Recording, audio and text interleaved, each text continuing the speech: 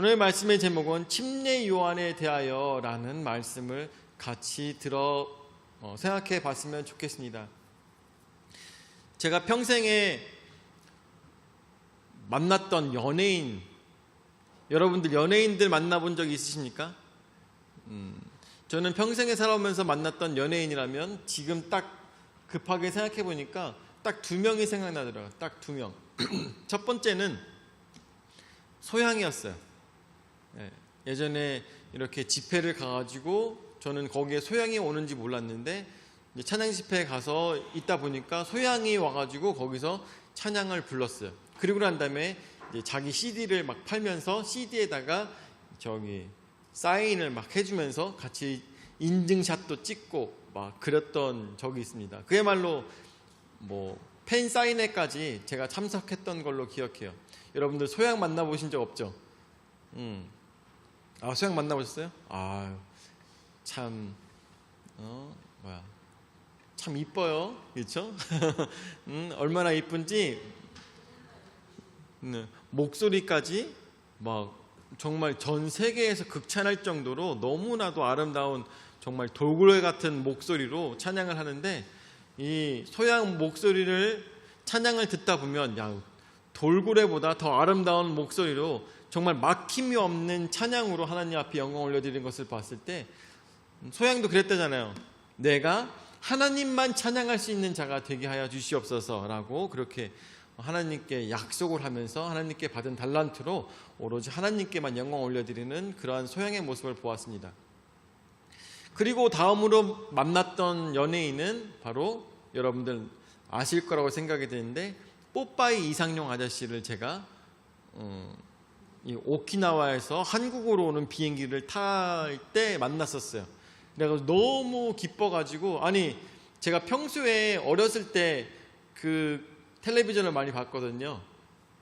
어렸을 때 텔레비전 다들 아실 거라 생각이 되는데 엄마가 보고플 때 엄마 사진 꺼내놓고 하면은 막 군인들이 나이 많은 아저씨들이 막 펑펑 울면서 우리 어머니가 확실합니다 하면서 막 앞에 뛰어나와가지고 막 그러고 있을 때 그 건장한 모습으로 충성 하면서 아저씨도 뽀빠이 이상용 아저씨도 막 충성 받아주고 아저씨 거기 나와 있는 군인들도 충성하면서 그게 제목이 뭐였죠? 우정의 무대. 우정이라고는 찾아볼 수 없었는데도 불구하고 우정의 무대. 다 자기 엄마래요. 그냥 텔레비전 한번 나오고 싶어가지고 그냥 우리 엄마 아닌 거 아는데도 나왔습니다. 그렇죠? 그런 사람들 많이 나왔던 그 텔레비전 프로그램에 나왔던 그 사람. 그런데 신문을 봐도 아니면 뉴스에 나도 어떠한 식으로도 흐트러짐이 없었던 연예인으로 저는 기억했던 사람이 뽀빠이 이상용 아저씨였는데 그분을 굉장히 존경했었는데 그분이 텔레비전에 언제부턴가 나오지 않더라고요. 그래갖고 왜 그런가 했었는데 그러다가 제가 비행기를 타기 전에 그분을 만나 뵙게 돼서 너무너무 반가워가지고 그때 준하를 끌고 가는 유모차가 있었는데도 불구하고 유모차와 함께 해가지고 아내보고 사진 좀 찍어달라고 난 이분을 꼭 평생 만나보고 싶었다고 그렇게 하고 사진을 찍었던 적이 있습니다. 그분이 얼마 전에 돌아가시긴 했지만 그 모든 상황 속에서 연예인을 만난다는 것은 어떤 내가 갖고 있었던 기대, 그 연예인은 이렇게 살아갈 거야, 그 연예인은 이런 모습일 거야, 이런 기대가 있었습니다. 뽀빠이 이상용 아저씨가 여러분들 다들 기억하실 거라고 생각이 되는데 어디를 봐도 어떤 광고 매체를 봐도 언제나 이 포즈였어요. 그렇죠? 언제나 이 포즈였어요. 그런데 제가 만났던 뽀빠이 이상용 아저씨는 정말 키도 작으시고 저보다 한 이 정도 하시더라고요. 굉장히 키가 그렇게 작을 줄은 몰랐는데 키가 이 정도 되시고 그리고 나이가 많이 드셔갖고 온몸에 힘이 빠져있는 그러한 모습에 정말 할아버지 모습이었어요. 그런데 그 할아버지가 계속 이렇게 뒤를 힐끔힐끔 보시더라고요. 그래갖고 왜 앞에 계신 분이 왜 뒤를 힐끔힐끔 보신다고 했는데 얼굴을 봤더니 뽀빠이 이상용 아저씨였던 제가 평소에 얼마나 좋아하는 분이었길래 그렇게 할아버지가 뒤를 힐끔힐끔 쳐다보는데도 알아보고선 좋아가지고 거기서 바로 사진을 찍었던 것을 기억합니다. 여러분들, 우리가 평생 살아가면서 만나고 싶은 사람이 있습니까? 만나고 싶은 사람, 뭐 동창을 만난다거나, 우리 원로 목사님께서도 며칠 전에 이렇게 공주에서 또 동창을 만나셨다고 하더라고요. 뿐만 아니라 저도 여러분들 아실 거라고 생각이 드는데, 우리 최명찬 목사님께서 말씀해 주셨고 갔었는데, 요번에 노재인 성도님 이래가지고 찬호 형 그리고 경호 형 아버지께서 돌아가셨어요. 그래가지고 거기 장례식장을 다녀왔습니다. 그러면서 이제 찬호 형도 만나고 경호 형도 만나고 그리고 응환이 형도 만나고 응래 형도 만나고 그리고 아실려나 모르겠는데 박동희 형도 만나고, 그렇게 이제 많은 어렸을 때 사람들을 만났습니다. 어렸을 때 다들, 저도 나중에 가서 생각해 봤더니 어렸을 때 그 형들을 굉장히 존경했었어요. 왜냐하면 형들이 다 똑똑했거든요.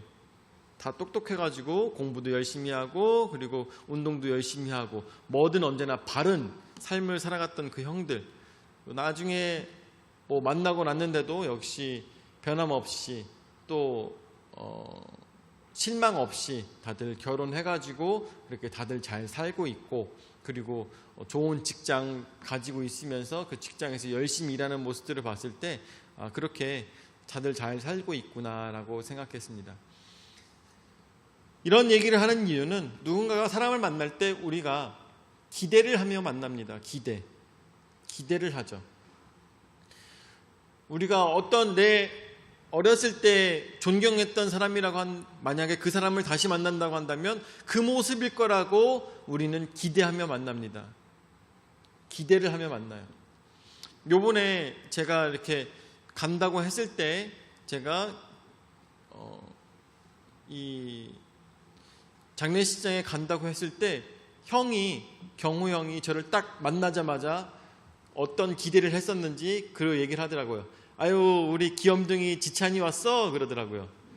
그래가지고 내가 어렸을 때 나이가 어렸기 때문에 귀여운 포지션이었구나. 근데 그 귀여운 포지션이 아직 변하지 않았구나 라는 생각이 들더라고요. 경호 형이 저한테 기대했던 것은 귀여운 포지션에 있는 최지찬을 기억하고 있었던 것이죠. 그리고 장례식장에 계속 있으면서도 있는 그 순간조차도 계속 저에게 어렸을 때의 어린 지찬을 계속 생각하면서 같이 얘기를 나눴던 것을 생각합니다. 우리가 누군가를 만날 때 그 기대가 흐트러지지 않는다는 것은 굉장히 즐겁고 유쾌한 경험일 거라 생각이 듭니다. 오늘 성경 말씀에 나오고 있는 이 사람들 속에서도 침례 요한에 대한 기대가 사람들에게 있었을 것입니다. 왜냐하면 그 당대에 굉장히 유명한 사람이었기 때문입니다. 광야에 외치는 소리로 많은 사람들이 그 사람을 찾아가서 그 사람에게 좋은 말씀을 듣고 그리고 그 사람에게 침례를 받음으로 인하여서 새로운 삶, 새로운 인생을 살아간다는 이야기를 굉장히 많은 사람들이 들었기 때문인 것이죠. 그렇기 때문에 누군가는 침례 요한을 더욱더 만나보고 싶기도 했고, 또한 어떤 사람들은 침례 요한이 굉장히 유명하고 굉장히 인망이 높고 뿐만 아니라 지혜가 가득하며 하나님의 선지자로서 대단한 사람일 거라고 생각했습니다. 자, 그런데 여러분들 아시다시피 저번 주에 어떤 일이 있었습니까?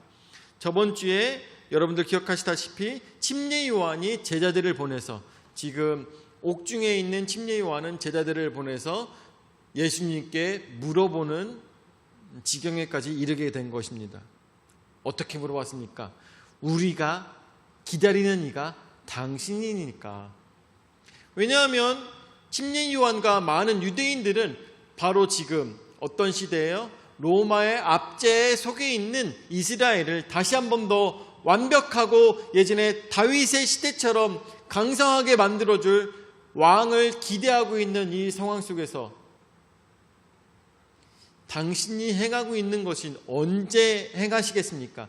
당신이 맡고 있는 사명은 언제 행하시겠습니까? 라는 마음을 가지고 우문, 엉뚱한 질문을 한 것과 마찬가지였다고 여러분들에게 말씀을 드렸습니다. 그것에 대해서 예수님께서는 어떻게 현답을 하셨다고 했습니까? 하나님의 말씀에 빗대어서 이것들을 대답해 주시면서 이런 것들을 누가 행할 수 있느냐? 눈이 보이지 않는 자를 보게 하고, 또한 아픈 자를 낫게 하고, 또한 죽었던 자가 살아나는 것까지 이 모든 일들을 행할 수 있는 자가 누구냐? 바로 하나님의 아들밖에 없다라는 것을 예수님께서 답해 줌으로 인하여서 너희가 기다리는 자가 나라고 얘기는 안 하지만 성경 말씀에 빗대어서 성경 말씀에 잘 나타나고 있지 않냐라는 것으로 저희들에게 이야기해 줬던 것입니다. 사실은 어떻게 보면은 예수님께서는 이 침례 요한의 제자들을 책망하신 모양으로 나타나고 있는 것이죠.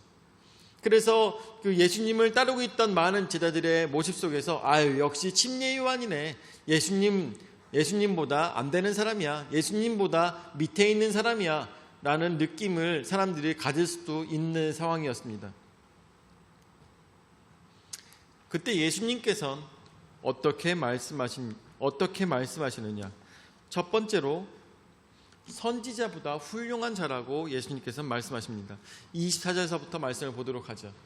24절 말씀해 보니까 요한이 보낸 자가 떠난 후에 예수께서 무리에게 요한에 대하여 말씀하시되 너희가 무엇을 보려고 광야에 나갔더냐? 바람에 흔들리는 갈대냐라고 이야기하고 있습니다. 여러분들, 침례 요한에 대한 기대가 있을 것입니다. 침례 요한에 대한 기대. 우리도 만약에 살아가면서 과거를 가는 이 타임머신을 발명해가지고 예수님을 만난다거나 아니면 침례 요한을 만난다고 하면 어떠한 기대가 있겠습니까? 저는 이스라엘에 그때 공부하러 갔었을 때 양치기에 대한 기대가 있었어요. 아, 양치기. 양을 치면서 밤에는 수금을 타거나 피리를 불고 이 사자나 늑대 같은 것이 나타나면 돌팔매로 싹 던져서 잡고 이런 기대가 있었어요.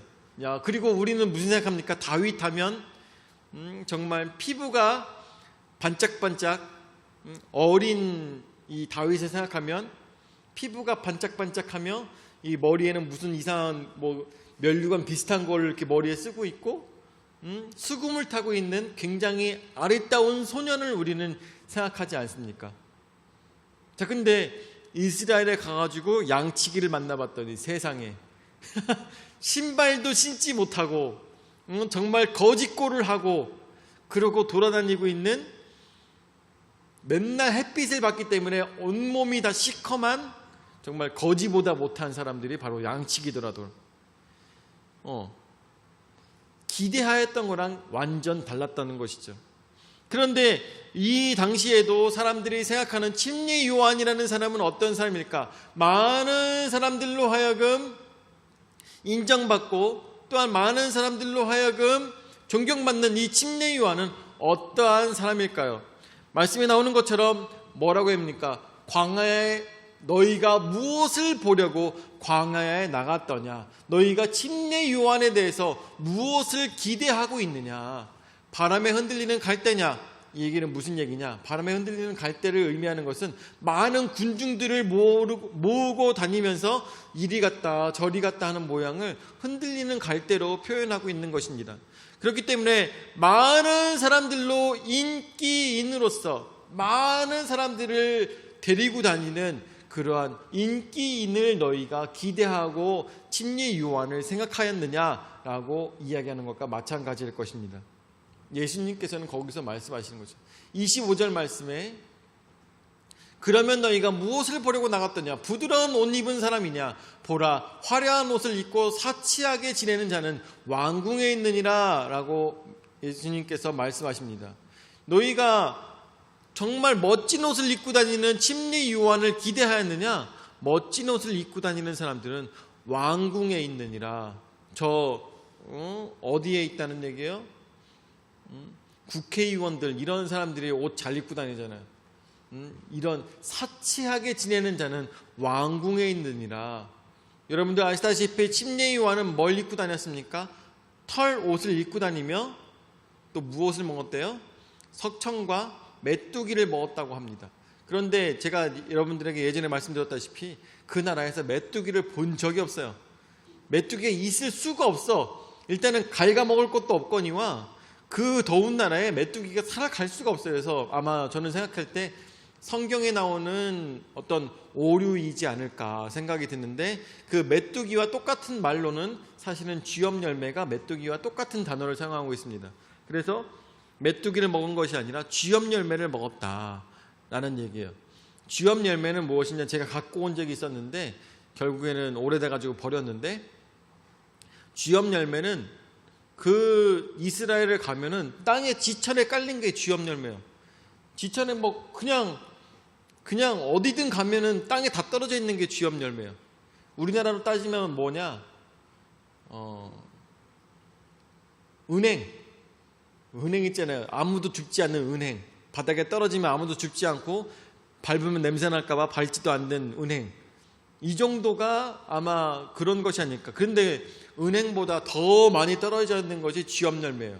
그래서 쥐염 열매는 어떤 사람들이 먹느냐, 거지나 아니면 정말 먹을 게 아무것도 없는 사람들이 쥐염 열매를 까서 먹는 것입니다. 우리나라에서 노숙자들도 은행은 안 까먹죠. 네, 그렇죠? 근데 그런 것처럼 거기서도 웬만한 사람 아니면 쥐염 열매는 까먹지 않을 것입니다. 사치 뭘 가지고 있는 거랑 전혀 상관이 없는 사람이 바로 침례 요한이었습니다. 너희가 정말 옷 잘 입는 사람을 침례 요한으로 기대하였느냐? 옷 잘 입는 사람은 왕궁에 있느니라. 너희가 침례 요한에 대해서 그런 것을 기대할 것이 없다. 자, 26절 말씀에 그렇다면 너희가 무엇을 보려고 나갔더냐? 선지자냐? 옳다. 내가 너희에게 이르노니 선지자보다도 훌륭한 자니라. 너희가 기대했던 옷 잘 입는 사람, 아니면 많은 군중을 데리고 다니는 인기인, 이러한 것이 침례 요한은 아니다. 그렇지만 선지자로서 너희가 침례 요한을 만나고자 하느냐? 그렇다. 그런데 침례 요한은 선지자들보다 더 훌륭한 자라고 예수님께서 말씀하고 계십니다.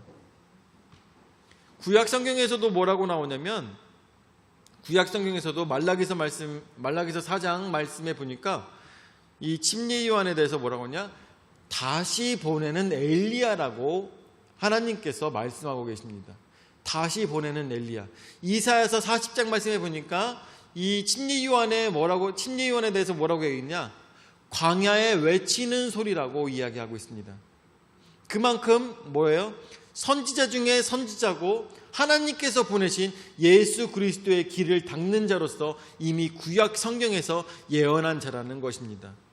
여러분들 아시다시피 이 구약 성경에 보면은 선지자들이 많이 나옵니다. 소선지자부터 대선지자까지 많은 사람들이 있는데, 그 사람들 중에 어느 누가 이 사람이 앞으로 나타나게 될 것이다라고 예언받은 사람은 없습니다. 선지자들 중에서 어떠한 예언자가 앞으로 나타날 것이다라고 예언받고 태어난 선지자는 없다라는 것이죠. 하나님께서 태어났을 때 그를 통하여서 하나님께서 역사하신 것이지, 이런 예언자가 앞으로 나올 것이다, 이러한 선지자가 앞으로 나올 것이다 라고 하나님께서 말씀하신 적이 없습니다. 그런데 하나님께서는 이사야서 말씀을 통하여서, 말라기서 말씀을 통하여서 앞으로 이런 선지자가 나타나서 나의 사랑하는 자를 준비할 것이다 라고 하나님께서 말씀하고 계시는 것입니다. 예수님만 말씀한 것이 아니라 침례 요한도 하나님께서는 말씀하시면서 그를 통하여서 예수 그리스도를 준비할 것에 대해서 이야기하고 있는 것입니다. 바로 이 사람이 침례 요한이라는 것입니다. 많은 인기, 이것이 중요한 사람이 아니라, 그리고 옷 잘 입는, 돈 많은 그런 사람으로서 침례 요한을 기대하지 말아라. 그렇다면 이 침례 요한에 대해서 우리가 기대해야 될 것은 무엇일까요? 그가 하나님께서 어떻게 사용하시냐가 더 중요하다는 것입니다. 그의 겉모습과 그의 인기가 중요한 것이 아니라 그가 하는 이야기가 더 중요하다는 것이고 그가 행하는 일들이 더 중요하다는 것입니다. 그가 어떠한 일들을 행하느냐가 더 중요하다는 것이죠. 우리가 보통 유명하신 목사님들 만날 때 무엇을 기대합니까? 여러분들 목사님 만날 때 어떤 것을 기대합니까? 옷 잘 입는 목사님으로 기대합니까? 아니면 인기 많은 목사님으로 여러분들 기대하십니까? 목사님 만날 때? 아니죠. 더 중요한 것은 하나님께서 그를 어떻게 사용하시느냐가 더 중요하다는 것입니다. 우리는 언제나 인기 있는 목사님을 찾아 헤맵니까? 그리고 텔레비전에 많이 나오는 목사님을 기대하십니까? 절대 그것이 중요한 것이 아니라고 예수님께서는 말씀하고 계시는 것입니다. 요즘 매스컴을 제일 많이 타고 있는 사람은 누구겠어요? 아무래도 유튜브를 틀었다 하면 나오고 뉴스만 틀었다 하면 정광훈이가 나오겠지만 정광훈이 하나님께서 기뻐하실까요? 전혀 그렇지 않다는 것이죠. 그것이 중요한 것이 아니라 인기가 중요한 것이 아니라 옷 잘 입는 것이 중요한 것이 아니라 그 사람이 얼마나 사치를 부리냐가 중요한 것이 아니라 그 사람의 하나님께서 어떻게 사용하시냐가 가장 중요하다는 것을 우리는 깨달아 알아야 될 것입니다. 오늘 우리 이 풍성한 침략에 우리가 함께 모여서 예배를 드리고 있는 동안에도 제가 담임 목사가 앞에 나와서 여러분들에게 말씀을 전달하고 있습니다. 이 말씀을 전달하고 있을 때 가장 중요한 것은 무엇일까요? 오늘 목사님이 어떠한 옷을 입었고 어떠한 신발을 신었고 오늘 머리 스타일은 어떻고 오늘 마이크 시스템은 어떻고 오늘 예배 분위기는 어떻고 오늘 어떤 찬양이 어떻게 더 많은 사람들이 모여서 인기 있는 예배가 될 것이냐가 중요한 것이 아니라 가장 중요한 것은 하나님께서 그를 통하여서 말씀하시는 것이 어떠한 말씀이냐가 가장 중요하다는 것을 우리는 깨달아야 될 것입니다. 목회자도 마찬가지죠. 목회자도 바라봐야 될 것은 오늘 예배 시간에 누가 왔느냐가 중요한 것이 아니라 오늘 예배 시간에 얼만큼 찬양이 좋았느냐가 중요한 것이 아니라 가장 중요한 것은 오늘 하나님께서 받으시는 예배가 어떠한 아름다운 예배로 드려질까 이것을 가장 고민하는 것이 목회자로서 또한 행해야 될 마땅한 일이라는 것을 우리는 기억해야 될 것입니다. 두 번째로 그래서 그럼에도 불구하고 침례 요한은 어떠한 사람이냐? 그럼에도 불구하고 침례 요한은 27절 말씀처럼 여자가 낳은 자 중에 가장 큰 자라는 것입니다. 그래서 기록된 바 보라 내가 내 사자를 네 앞에 보내노니 그가 네 앞에서 네 길을 준비하리라 한 것이 이 사람에 대한 말씀이라. 28절에 내가 너에게 말하노니 여자가 낳은 자 중에 요한보다 큰 자가 없도다. 그러나 하나님의 나라에서는 극히 작은 자라도 그보다 크니라 하시니. 아멘.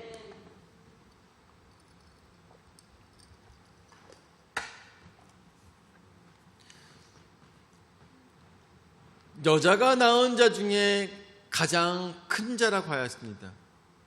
여러분들 아시다시피 남자가 나오나 여자가 나오나 남자의 씨로 나오나 여자의 씨로 나오나 그 속에는 죄의 본성이 있을 수밖에 없고 죄를 가지고 태어난다는 것은 바꿀 수가 없는 법칙이라는 것을 우리는 기억하고 있습니다. 평생을 살아가며 죄와 함께 살아가는 것을 우리는 너무나도 잘 알고 있는 것입니다. 침례 요한도 침례 요한의 어린 시절은 우리가 알 수가 없지만 정말 예수님처럼 살아왔을까요? 저는 그렇게 생각하지 않습니다. 하나님을 만나고 성령을 만나서 이 사람이 하나님의 일을 하기 전까지는 아마 죄 속에서 살아왔을 것이고 또한 그런 죄 속에서 고민하며 살아가는 자가 아마 침례 요한이었을 것입니다. 그럼에도 불구하고 예수님께서는 말씀하십니다. 그럼에도 불구하고 그는 어떤 자? 여자가 낳은 자 중에 가장 크다고 이야기하고 있는 것입니다. 그 얘기는 무슨 얘기냐? 많은 죄인들 속에서도 가장 죄를 적게 지기 위해서 노력하는 자였다라고 예수님께서는 평가하고 계신 거나 마찬가지인 것이죠. 예수님께서 말씀하시는 것은 처음에 말씀하신 것이 무엇이었습니까? 침례 요한에 대해서 너희가 기대할 필요가 없다. 침례 요한에 대해서 기대할 것이 없지만 가장 이 사람에 대해서 알아야 될 것은 침례 요한을 통하여서 역사하시는 하나님을 알아야 된다. 침례 요한을 통하여서 역사하시는 하나님의 말씀이 더 중요하다. 침례 요한을 통하여서 이 시대에 하나님께서 하시고자 하는 말씀이 중요하다고 이야기하시지만 그럼에도 불구하고 또한 말씀하시는 것은 그렇지만 침례 요한은 내가 깎아내리듯이 너희들에게 얘기했지만 그는 그런 모든 사람들 중에 가장 훌륭한 자라고 또한 예수님께서는 높이고 계십니다. 그렇기 때문에 우리는 침례 요한을 생각할 때 부족한 자 이렇게 생각할 것도 없이 그 누구보다도 가장 훌륭한 자라고 우리가 생각해 봐야 될 것입니다.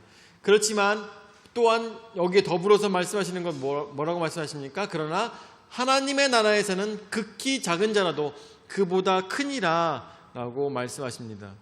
왜 그보다 클까요? 하나님의 나라에서는 모두가 다 새로운 몸과 영혼을 입고 하나님의 나라에서 부활 채로 그곳에서 만나기 때문에 더 이상 그곳에는 죄가 없고 그곳에는 더 이상 더러운 것이 없기 때문에 아무리 침례 요한이다 할지라도 그곳에는 죄가 있기에 하늘에서 만나는 우리의 모습은 죄가 없이 순결하고 정결한 모습 속에 있기에 가장 작은 자라도 침례 요한보다 더 큰 자라고 우리는 상상해 볼 수가 있게 되는 것이죠. 자, 그래서 세 번째로 요한의 침례에 대해서 우리가 생각해 봐야 될 것입니다. 침례 요한의 침례에 대해서 우리가 생각해 봐야 될 텐데 29절서부터 말씀을 보도록 하죠.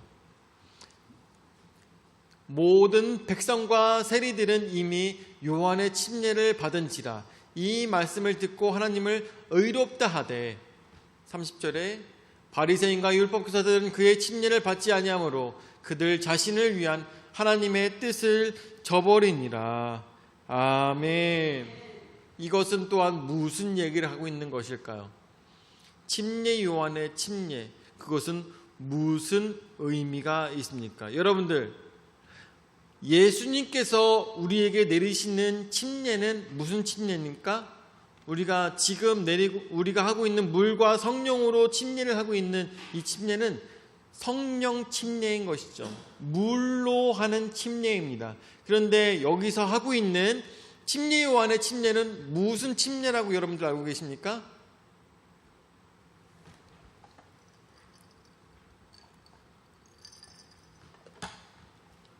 성령의 이름으로 침례를 하지 않죠. 무슨 침례일까요? 이 당시에 침례 요한의 침례는 회개의 침례입니다. 내가 그동안 지었던 모든 죄들을 하나님 앞에 내려놓고 하나님 앞에서 새로운 삶을 살겠다는 마음을 가지고 침례 요한으로부터 침례를 받았던 것입니다. 자, 그래서 29절 말씀에 계속 봤을 때 모든 백성과 29절에 모든 백성과 세리들은 이미 요한의 침례를 받은지라 라고 했습니다. 요한의 침례를 받은 모든 백성과 세리들은 어떠한 사람들이겠어요? 회개하는 사람들인 것이죠. 회개하는 사람, 내가 죄인임을 깨달은 사람, 내가 더 이상 죄인의 모습으로 살아가고 싶지 않은 사람들, 그 사람들이 침례 요한의 침례를 받았습니다. 이 말씀을 듣고 하나님을 의롭다 하되라고 했습니다. 침례 요한의 침례를 받고 나면 회개한 사람들로 뭐라고 얘기합니까? 하나님을 의롭다고 한다고 하였습니다. 하나님을 의롭다고 인정하는 자들이 침례를 받고 변화가 되는 것이죠. 그 사람들이 가지고 있었던 모든 죄들을 하나님 앞에 내려놓습니다. 주님, 내가 죄인으로 살았습니다. 나를 용서하여 주시옵소서 라고 하며 엎드려 회개하는 마음으로 물속에 들어가서 나는 죽고 새로운 몸과 영혼으로 새롭게 태어나는 것이 바로 침례였던 것입니다. 저들은 회개하며 새롭게 태어났던 것입니다. 어떤 사람들이, 이게 정말 중요합니다. 어떤 사람들이 모든 백성과 세리들, 여기서 나오고 있는 세리들은 그 당시가 로마의 압제 안에 있었기 때문에 여기서 나오고 있는 세리들은 어떻게 보면 변절자, 배신자, 아니면은 우리나라로 따지면 친일파, 이런 사람들, 이런 사람들이 모든 백성과 친일파들은 이미 요한의 침례를 받은지라 라고 하는 것처럼 자신이 죄인이라고 깨닫는 자들은 하나님 앞에 나아가 내가 죄인임을 고백하며 하나님을 의롭다라고 인정하는 것입니다. 자, 근데 너무나도 안타깝게 30절 말씀에 뭐라고 나올까요? 30절 말씀엔 바리새인과 율법 교사들은 그의 침례를 받지 아니하므로 그들 자신을 위한 하나님의 뜻을 저버리니라 라고 했습니다. 이것은 우리에게 굉장히 커다란 울림과 경종이 되고 있는 말씀인 것이죠. 침례 요한에 대해서 인정하지 않는 사람들은 바로 바리새인들과 율법 교사들이었습니다. 저들은 생각하기를 변두리에서 살고 있던 저 침례 요한이라는 사람, 저 사람이 무슨 사람을 물에 넣었다가 뺀다고 해서 무슨 제대로 된 삶을 살아가겠어? 하나님께서 무슨 죄를 용서하겠어? 성경에서 보니까, 구약 성경에서 보니까 그런 건 없어 라고 생각하고 있었던 율법 교사들, 또한 바리새인들, 나 자신은 하나님의 말씀에 진정 제대로 순종하고 있는 사람이라고 생각하고 있는 바리새인들, 이 사람들은 어떻게 자신들의 교만으로 인하여서 자신들의 죄를 인정하지 않고 하나님의 뜻인 요한의 침례를 받지 않았던 사람들, 자신들은 깨끗하다고 믿었던 그 사람들은 오히려 예수님께서 말씀하시길 뭐라고 합니까? 하나님의 뜻을 저버린 사람들이라는 것입니다. 오늘 우리가 이 말씀을 통하여서 진정 우리에게 하시고자 하는 말씀은, 침례 요한은 하나님께서 보내신 사람이 맞고, 또한 그는 하나님의 뜻에 의해서 저의 침례 요한의 침례를 받는 사람들은 자신의 죄를 회개하며 올바른 삶을 살아가기 위해 노력하는 사람들이라는 것입니다. 그렇지만 너무나도 안타깝게도 오히려 하나님의 뜻을 잘한다, 하나님의 뜻을 사모한다, 하나님을 내가 가장 잘 믿는다라고 생각하였던 많은 교만한 자들은 오히려 불순종의 백성들이 되었다는 것이 바로 오늘 말씀을 통해서 나타나고 있는 것입니다. 오늘 우리가 이 말씀을 통해서 깨달아 알아야 될 것은, 내가 하나님 앞에 무엇을 바라며 예배를 드리고 있는가? 아름다운 예배를 드리기 위해서 내가 준비된 것은 무엇인가?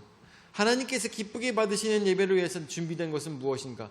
많은 군중들이 좋아하는 예배를 하나님 앞에 드리기 위해서 노력하였는가? 아니면 좋은 옷을 입고 아름다운 사람들이 앞에 나와서 드리는 예배를 내가 사모하였는가? 아니면 진정 선지자 중에 선지자가, 하나님께서 인정하시는 선지자가 베푸는 그 회개의 모습 속에서 나는 어떠한 죄인임을 인정하고 나아가는 예배를 드리고 있는가? 아니면 나 같은 깨끗한 사람은, 평생을 깨끗하게 살아온 사람은 나는 하나님이 필요 없어 라고 생각하며 살아갔던 바리새인과 율법교사 같은 모습으로 나는 살아가고 있는가? 진정 이 세상에는 하나님이 필요한 자가 필요하지 않은 자가 아무도 없습니다. 예수 그리스도가 필요하지 않은 자는 아무도 없습니다. 내가 이 세상을 아무리 깨끗하게 살아왔다 한들 어느 누구도 예수님이 필요하지 않은 자는 없다라는 것을 우리는 인정하며 나아가야 되는 것입니다. 여러분들, 오늘 성경 말씀에 나오고 있는 사람들 중에서 예수님께서 말씀하셨던 사람들 중에는 바로 모든 백성과 세리들이 있었고, 또한 바리새인과 율법 교사들이 있었습니다. 이 사람들 중에서 진정 구원받는 자가 누구겠습니까? 하나님 나라에 가는 자가 누구겠습니까? 목사님과 전도사들이 아니라, 바리새인과 율법 교사들이 아니라, 성경을 가르치는 신학 교수가 아니라 진정 내 자신의 죄를 인정하며 하나님 앞에 나오는 백성들과 세리들이라는 것을 기억하며 오늘도 나의 교만을 다 버리고 오로지 예수 그리스도 앞에서 정결하기 위해서 최선을 다하며 자신의 연약함을 인정하며 죄인인 것을 다 내려놓고 오로지 하나님 앞에 나오고자 하는 모든 성도들이 되시기를 예수 이름으로 축원을 드립니다. 아멘. 사랑의 주님을 하사를 감사드립니다. 오늘도 귀한 말씀을 통하여서 우리가 깨달아 알 수 있도록 인도하여 주심을 감사를 드립니다.